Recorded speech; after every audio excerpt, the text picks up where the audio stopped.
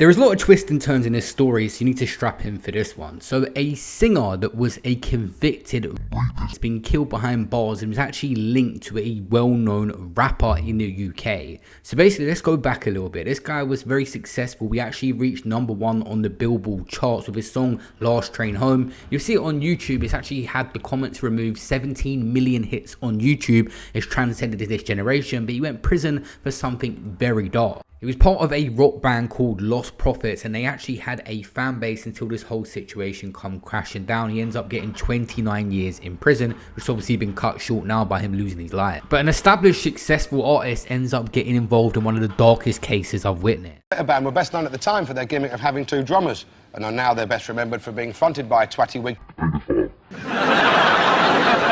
Totally, and he's got no clue. And eventually the dark side of this man come catching up with him. And that was in November 2012. If you guys don't know, he was arrested on suspicion of child sex offences. And it's just that much more disgusting. This guy obviously wanted to reduce his sentence a little bit. No one that didn't do this would admit to it. He admitted the art of a baby. He owned up to all of this and ended up putting forward a guilty plea. So we know for sure he did this stuff. What we're going to get into is truly disturbing, and him going to prison, he was always going to be a target and be on a certain wing and away from people, but over the years probably built up more and more trust. He was targeted previously, which we'll get into as well, but this is what he had done.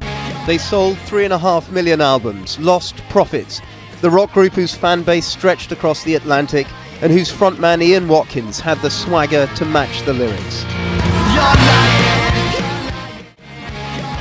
In court today, he was barely audible, offering guilty pleas to a series of horrific sexual offences. One of the offences was against a boy who was literally under 1 year old. There was an attempt on his life when he was taken hostage many years ago, but just recently his life was taken in prison. It seems the rapper in this case himself was already in prison for murder. There was a Sky News article that said men who murdered an inspiring lawyer after Waitrose trip in case of mistaken identity have been jailed for life, and his mugshot was on that case. So he already had a massive sentence anyway, with nothing really to lose in this situation, but other than some added time.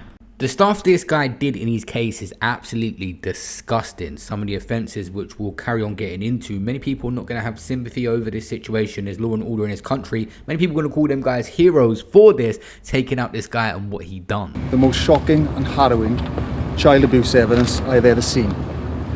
There is no doubt in my mind that Ian Watkins has exploited his celebrity status in order to abuse young children. The attempted rape happened at this London hotel last April. His mother, who's from Yorkshire, took him there for Watkins to abuse, and he filmed it. I was going to expose their faces, but I cannot even find it. It made me feel sick doing research for this video, and it said Ian Watkins basically had these two co-defendants, which were Woman A and Woman B, or P and B in some documents. These women were the mothers of the young children who he abused, and they were sentenced to 17 and 14 years for their roles in the offences. So they was in on this. They was allowing their kids to be abused by this man. Absolutely sickening. At the singer's home in Pontypridd, the police, with the help of GCHQ accessing his passwords, found more images of severe child abuse on his computers and phones, as well as a stream of highly distressing text exchanges between Watkins and the two women. The exchanges contain grotesque and often sadistic references about what they'd like to do to the children, including talk at one point of teaching one of the babies how to take drugs. Much of the detail is simply too horrific to report. Ian Watkins was a determined paedophile, said the prosecution today. South Wales police declared they'd worked tirelessly to seek out any other victims. But did they miss previous warnings about Watkins? 4 other forces had passed on information, and now the police watchdog is investigating whether South Wales police should have acted sooner. The list of abuse that this guy gave out to the world was so long to go through. A woman's breaking down some of the stuff that might not be in the mainstream media right now that this guy was accused of. Watkins' crimes came to light following a police raid on his home September 21st, 2012. There was only raid in his house for suspected drug offences. Authorities just seized numerous computers, mobile phones and storage devices, uncovering extensive evidence of child sexual abuse material and communications. He was arrested alongside 2 women, referred to of course as Woman A and Woman B, who were mothers of the young children that he targeted. Watkins originally faced 24 charges related to sexual offences against children, including attempted art of a baby that was 1, 1, armed sexual assault of a child under 13, sexual assault of a 1-year-old child, encouraging a fan, woman A, to abuse her own child, production and possession of indecent images, and conspiracy to art a child. So he's been in prison for the past 12-13 years, and basically while serving his 29-year sentence that he's not even halfway through yet for child sex offences. He died October 11th, 2025 at the age of 48. It was a serious assault at HMP Wakefield in West Yorkshire, England. According to West Yorkshire Police, the prison staff attended the incident at 9:39 a.m. in the morning. This kicked off first thing in the morning. The officers were called to the scene and Watkins was found with fatal injuries and pronounced dead shortly after emergency services arrived.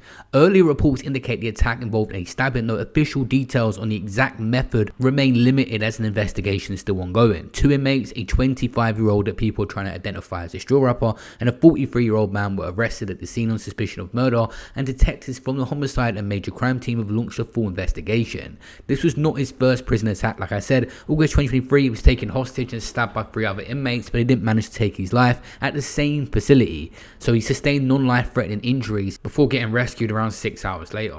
When you commit crimes as dark as this guy did, day-to-day prison living, rightfully so, is going to be hard. You're always looking over your shoulder. There probably was more attempts that didn't even make the media, and he was over the years appealing to get out, and his lawyers were trying to come up with something saying it was a little bit harsh to sentence, and obviously that was getting rejected because there's nothing substantial to come through to say that he didn't do this. He admitted it. He pleaded guilty, like we said at the start of the video. We submit that it was too high in the circumstances and that the proper sentence should have been much lesser, both on much less, that's an exaggeration, forgive me, but the sentence should have been less for both of them, particularly when they are to be made consecutive, because the totality is simply too great in respect of those offences. The judge obviously was not feeling this, which I'll play at the moment, reducing his sentence at all. I've been saying throughout this video 29 years. Yes, 29 years in prison is the number, but an additional 6 years on licence as well, so 35 overall.